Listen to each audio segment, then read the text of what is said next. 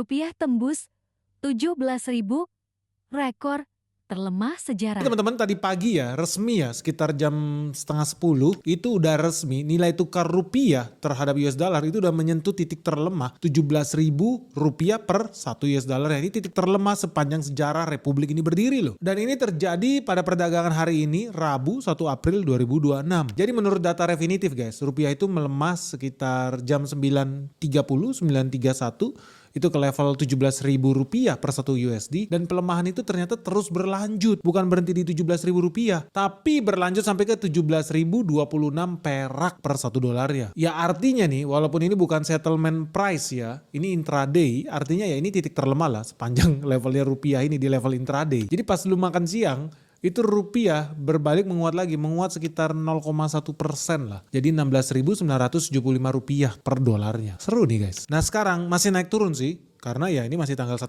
juga dan market masih buka. Ya kita perkirakan sih bakal 16.900-an lah, mungkin 16.950. Nah anyway ya, kalau teman-teman lihat di layar kaca ya, dalam 1 tahun terakhir ya, kalau kita bandingkan dengan awal April 2025, itu 1 rupiah, lu bisa lihat itu harganya sekitar 16.000.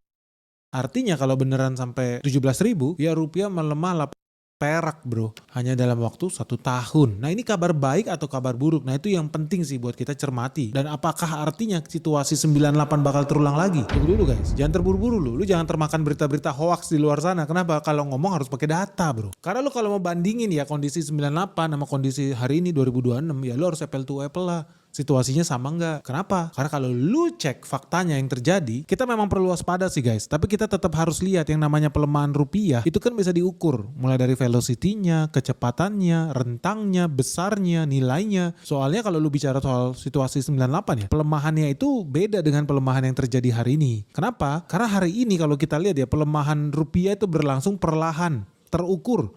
Karena stabil, relatif lebih oke lah dibanding tahun 98 tuh. Peningkatannya itu ekstrim guys. Maksud gue gini, kurs kita memang melemah dan memang perlu waspada guys. Penting ini. Tapi kalau lu bandingkan apakah kita wajib panik hari ini? Belum guys. Kenapa belum? Karena kalau lu bandingin ya guys, tahun 98 itu karakternya beda. Di tahun 98 Indonesia itu bukan cuma nilai tukarnya guys yang lemah, tapi memang banyak guys. Mulai demonstrasi di mana-mana lah, orang nggak suka dengan korupsi yang begitu masif, partai politik ngaco semua, perbankan kolaps, ekonomi ambruk, jadi krisisnya multidimensi guys.